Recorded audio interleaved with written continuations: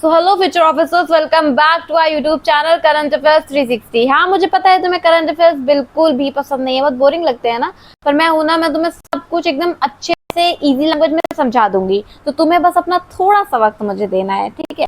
तो थोड़ा सा भरोसा करके मेरे ऊपर मुझे थोड़ा सा वक्त दे दो और चलते हैं अपने फर्स्ट क्वेश्चन के ऊपर। चलो क्वेश्चन पढ़ो।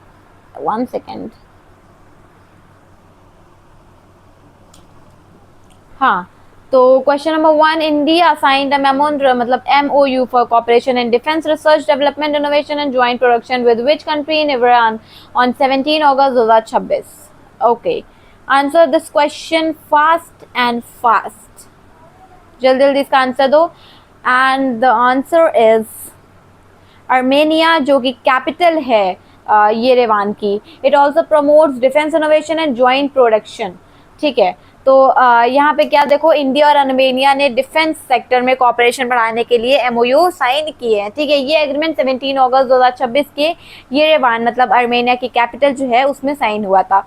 इसमें सिर्फ वेपन जो खरीदने की बात है वो नहीं हो रही है, बल्कि जो डिफेंस रिसर्च है, डेवलपमेंट है और इसके ऊपर इनोवेशंस जो है, ज्वाइंट प्रोडक्शन है, उन सारी चीज़ों पर भी कॉपरेशन बोला जा रहा है। ठीक है, केंद्रीय सूचना आयोग ने 17 अगस्त 2026 को न्यू दिल्ली में ऐप COMS 2.0 नाम के किस पोर्टल का अपग्रेडेड वर्जन लॉन्च किया है? बताओ जल्दी से। And the answer is appeal and complaint management system किया है। Okay, the updated portal was launched in New Delhi. It is related to appeal and complaints under the RTI framework. अच्छा, तो जो CIC है मतलब सेंट्रल इंफॉर्मेशन कमीशन, इसने app COMS 2.0 नाम का अपग्रेडेड पोर्टल जो है वो लॉन्च किया है। ठीक है, ऐप COMS का फुल फॉर्म है appeal and complaint management system. इस पोर्टल का काम क्या होगा बेटा? RTI से रिलेटेड जो भी अपील्स हैं, कंप्लेंट्स हैं, उसको फाइल करना और उनको ट्रैक करने में हेल्प करना। ठीक है, मतलब अगर RTI के मैटर में कोई भी कंप्लेंट अपील करी जाती है तो ये सिस्टम उस प्रोसेस को मैनेज करने में काफ़ी ज़्यादा हेल्प करेगा। ठीक है, केंद्रीय मंत्री शिवराज सिंह चौहान ने 17 अगस्त 2026 को प्रधानमंत्री आवास योजना ग्रामीण के तहत लगभग 3,473 करोड़ के पक्के मकान किस राज्य के लिए मंजूर किए? And the answer is Rajasthan. कितने पक्के हाउस हुए हैं? 2,89,355 पक्का houses were approved. Approval letters were issued to beneficiaries. Okay, union minister Shivraj Singh Chouhan ने राजस्थान के लिए अप्रॉक्सीमेटली 3,470 करोड़ के पक्का हाउसेस अप्रूव किए हैं। टोटल 2,89,355 हाउसेस सैंक्शन हुए अंडर PMAYG। जो प्रधानमंत्री आवास योजना है उसमें इसका सिंपल जो मतलब यही है कि रूरल एरियाज के जो एलिजिबल लोग हैं उनको पक्का हाउस प्रोवाइड किया जाएगा। ठीक है, ये अगर अनाउंसमेंट कब हुई थी? 17 अगस्त को हुई थी। किस राज्य सरकार ने staff selection commission combined graduate level परीक्षा तथा 2014 के से TSR प्रोसेसिंग प्राइवेट लिमिटेड द्वारा आयोजित सभी परीक्षाएं परिणामों और चयन को रद्द कर दिया है, रिजेक्ट कर दिया है? तो इसका आंसर है action Jharkhand. Action was related to requirement irregularities. Test results and selection conducted since 2014 was also cancelled. अच्छा, ये रिक्रूटमेंट इरेगुलरिटी से रिलेटेड जो है वो न्यूज़ है। झारखंड गवर्नमेंट ने JSSC CGL एग्जामिनेशन को कैंसिल कर दिया और TSR data processing private limited के थ्रू 2014 से कंडक्टेड टेस्ट रिजल्ट और जो सिलेक्शन है उनको भी कैंसिल कर दिया है। मतलब रिक्रूटमेंट प्रोसेस में इरेगुलरिटीज़ के जो भी एलिगेशंस हैं, इश्यूज हैं वो आए, इसलिए गवर्नमेंट ने पुराने प्रोसेसेस पर एक्शन लिया है। ठीक है, भारत में के सर्वोच्च न्यायालय के हाल में कर्नाटक सरकार के को तमिलनाडु के लिए पानी छोड़ने के संबंध में किस प्राधिकरण के निर्देशों का पालन करने को कहा? Okay, and the answer is, मेरा टॉप्स कहाँ गया? हो गया, गिर गया।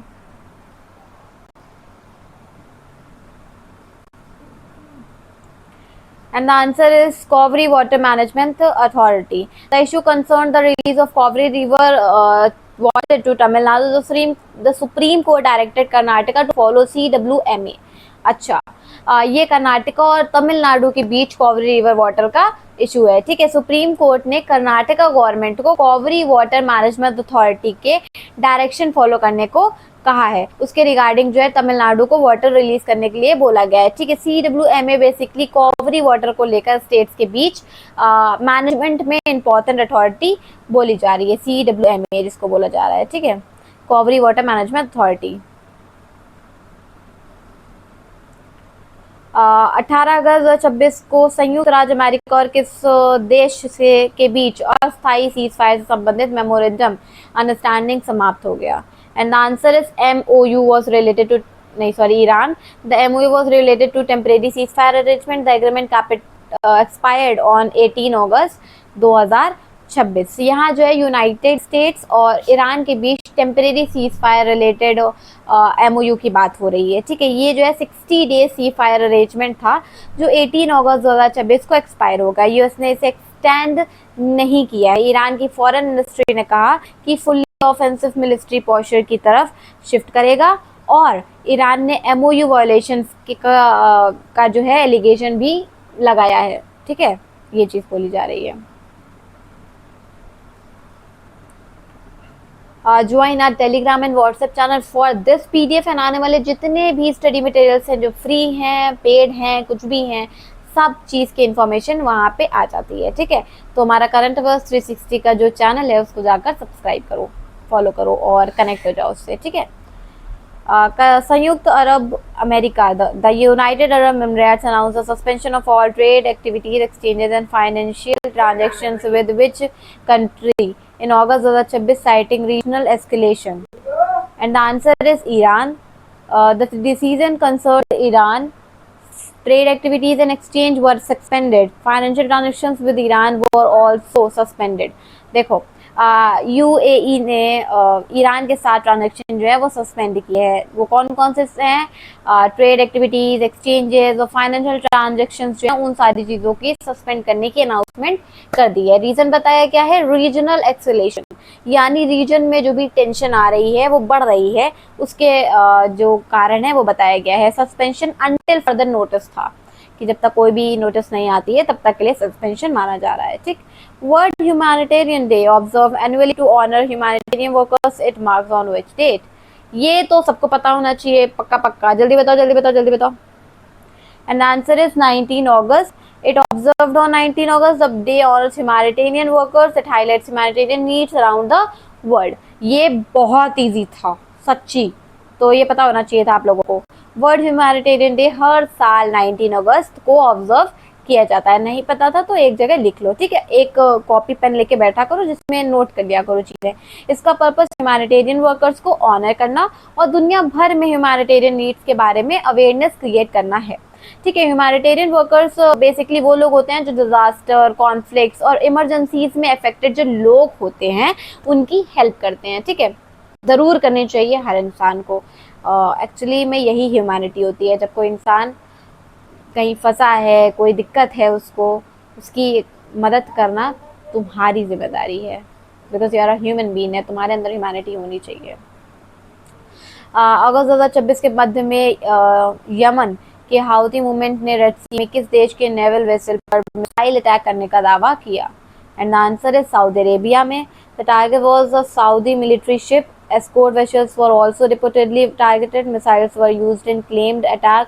The incident represented an escalation of maritime attacks in the region.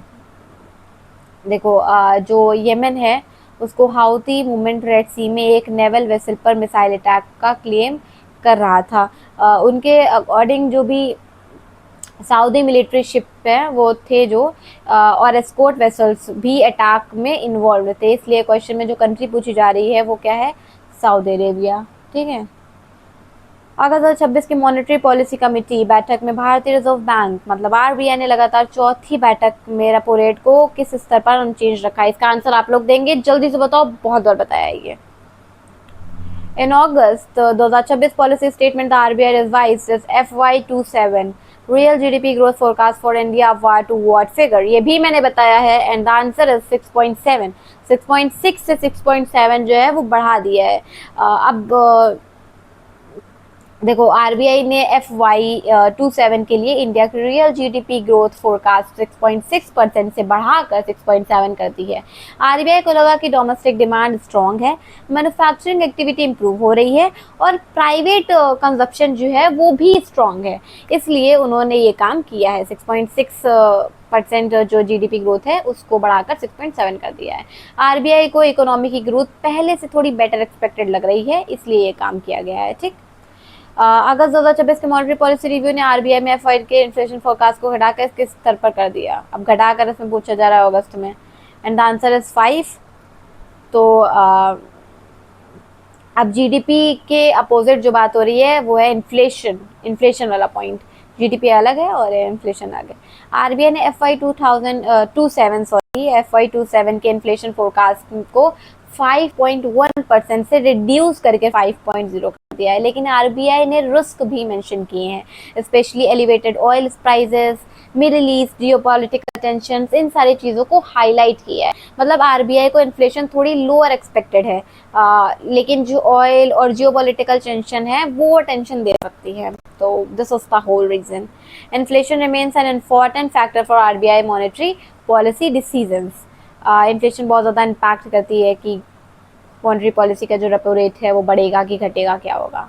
ISRO के GSLV-M के थर्ड रॉकेट ने अगस्त 2026 के मध्य में किस कम्युनिकेशन सैटेलाइट के सफलतापूर्वक लॉन्च किया है? And the answer is GSAT-19। Communication website बता रही सैटेलाइट है ये। It was launched by ISRO. The launch vehicle mentioned was GSLV-M के third.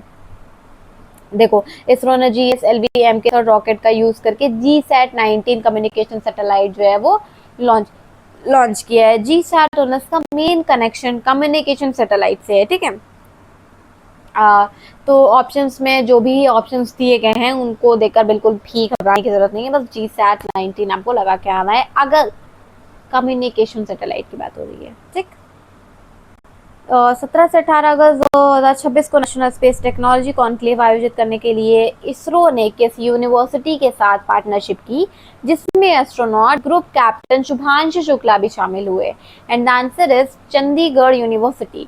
Group captain Shubhanshu Shukla attend the event. Around 30 space scientist were present. The conclave focused on space technology and related developments. ठीक है, देखो Chandigarh university और इसरो ने मिलकर national space technology conclave host किया। Event 17 अगस्त से 18 August 2026 को हुआ। इस इवेंट में astronaut group captain Shubhanshu Shukla भी अटेंडेड थे। ठीक है, along with around 30 space scientist. Okay, national space technology conclave, national space technology के बारे में इन सारी चीज़ों के ऊपर चर्चा चल रही थी। ज़्यादा फोकस था स्पेस टेक्नोलॉजी के ऊपर और जो रिलेटेड डेवलपमेंट है उन सारी चीज़ों के ऊपर ज़्यादा चर्चा हो रही थी, इस पर फोकस किया जा रहा था। ठीक, इसरो ने 2026 में आयोजित होने वाले किस एनुअल सिम्पोजिशम में 23rd NSS 2026 की घोषणा की? And the answer is, answer बताने से पहले मैं आप लोगों को बता देना चाहती हूँ द बिग डील। हमारे करंट अफेयर्स 360 वेबसाइट पे, जो कि आप जैसे ही करंट अफेयर्स 360 आप डालोगे क्रोम पे या फिर गूगल पे कहीं पे भी, तो वो सबसे पहले ऊपर एकदम आएगी। ठीक है, तो उसको क्लिक करके जब आप जाओगे तो बिना किसी लॉग इन लॉग आउट के झंझट के वो पूरी वेबसाइट आपको दिख जाएगी। ठीक है, आपको हिंदी में चाहिए you can go with Hindi, अगर आपको इंग्लिश में चाहिए तो आप हिंदी में भी इंग्लिश में भी उसको देख सकते हो। ठीक है, तो वहां पर ई बुक्स वाले सेशन में मंथली करंट अफेयर्स की PDF अवेलेबल है। मंथली करंट अफेयर्स की PDF बहुत सारे बच्चों को चाहिए थी, क्योंकि देखो जो बच्चे होते हैं उनको बहुत दिक्कत होती है कलेक्ट करने में PDF। अब जाहिर सी बात है कि कल तुम्हारा पेपर है तो तुम सारे PDF नहीं पढ़ा पाओगे। 6 महीने के PDF 30 दिन के, हर एक महीने में 30 दिन होते हैं, तो सबका PDF पढ़ोगे क्या जाकर? नहीं, तुम्हें क्या करना है, सबके मंथली करंट अफेयर्स के PDF चाहिए, जो कि हमारी वेबसाइट पे अवेलेबल है, जिसका प्राइस सिर्फ और सिर्फ 9 रुपए है। हाँ, 9 रुपए है सिर्फ उसका प्राइस। तो जाओ और जाकर उसको ग्रैब करो। और जो भी सब्जेक्ट वाइज ई बुक्स की बात कर रहे थे बच्चे, तो वहां पर वो भी अवेलेबल है। ठीक है, वही ई बुक्स वाले सेशन में, जो कि history, geopolitical science, ancient history, art and culture, बहुत सारे ई बुक्स वहाँ पे अवेलेबल है। सिर्फ और सिर्फ एक बुक का प्राइस जो है, ई बुक का प्राइस 25 रुपये है। तो जाओ और जाकर एक बार देखो वहाँ पे क्या है, कैसा है, रिव्यू करो एंड देन बताओ आके, ठीक है। And the answer is National Space Science Symposium. ISRO announced 23rd edition of NSS. Okay, तो इसरो ने 23rd नेशनल स्पेस साइंस सिम्पोजिशन यानी NSSS 2026 अनाउंस किया है। इसका फुल फॉर्म मैंने आपको बता दिया। इसमें अंडर ग्रेजुएट और postgraduate science and technology students के लिए स्टूडेंट सेशन भी है, ठीक है। ये provide platform for student and researchers to engage with space science. Space science में एंगेज होने के लिए जो स्टूडेंट्स हैं, रिसर्चर्स हैं, उनके लिए प्लेटफॉर्म बनाया गया है, ठीक है। ये किससे रिलेटेड है? स्पेस साइंस और टेक्नोलॉजी से रिलेटेड है। ग्लासगो में आयोजित 2026 कॉमनवेल्थ गेम 13 गोल्ड मेडल सहित 39 मेडल जीतकर इंडिया ओवरऑल मेडल टेबल में किस पोजीशन पर रहा? And the answer is 4th। ये याद रखना, बहुत ज़्यादा इंपॉर्टेंट क्वेश्चन है। India won 39 medals. India won 13 gold medal, 17 silver and 9 bronze medal. देखो, मैं इतने ज़्यादा जोश से तुम लोगों को पढ़ाती हूँ, तो तुम लोग जोश से पढ़ा करो, सोते सोते मत पढ़ा करो, ठीक। देखो, ग्लासगो में 2026 कॉमनवेल्थ गेम जो है वो हुआ। इंडिया में इंडिया ने क्या किया है, टोटल 39 मेडल्स जीते हैं, जिसमें से 13 gold, 17 silver and 9 bronze medal थे। इंडिया ओवरऑल मेडल टेबल में 4th पोजीशन पे आया। It is the main news, ठीक है, जो पूछा जा रहा है। India 4th place finished match its Birmingham 2022 rank. 17 अगस्त 2026 को Asian junior blitz chess champion में ओपन और गर्ल्स गोल्ड मेडल क्रमशः बोला जा रहा है रिस्पेक्टिवली एट द किन दो इंडियन चेस प्लेयर्स ने जीते? And the answer is Vighnesh Varmula and Sharanya Devi, both players from India. The championship was the Asian junior blitz chess championship. Chess बता रही हूँ। देखो, 17 अगस्त 2026 को Asian junior blitz chess championship में इंडिया के 2 प्लेयर्स ने गोल्ड मेडल जीते। विघ्नेश वर्मुला ने ओपन गोल्ड जीता, शरण्य देवी ने गर्ल्स गोल्ड जीता। क्वेश्चन में रिस्पेक्टिवली पूछा जा रहा है, मतलब ऑर्डर जो है वो सेम रखना है, पहले किसने बाद में किसने। ओपन जो है वो पहले जीता गया, जो विघ्नेश जी ने जीता, और गर्ल्स जो है वाला गर्ल्स गोल्ड वो सेकेंड नंबर पे है, तो वो किसने जीता? शरण्य देवी ने, ठीक। भारत ने 17 अगस्त 2026 को UN conference of the parties के 17 सेशन में पहली बार किस इकोसिस्टम टाइप पर गाइड डॉक्यूमेंट लॉन्च किया? The answer is grassland and other open natural ecosystem. The guide was launched on 17 August. Once a stand for other open natural ecosystem, the launch took place at the 17th session at the UN Conference of the Parties. देखो, India ने first ever guide document जो है वो launch किया, और grassland और other open natural ecosystem में, ठीक है। ये गाइड जो है 17 अगस्त 2026 को UN conference of the parties के 17th सेशन में लॉन्च हुआ था। अगर हम सिंपल लैंग्वेज में इसमें देखें तो ग्रासलैंड जैसे इकोसिस्टम को भी प्रॉपर रिकॉग्निशन और मैनेजमेंट की ज़रूरत है, और ये गाइड इसी डायरेक्शन में है, ठीक है।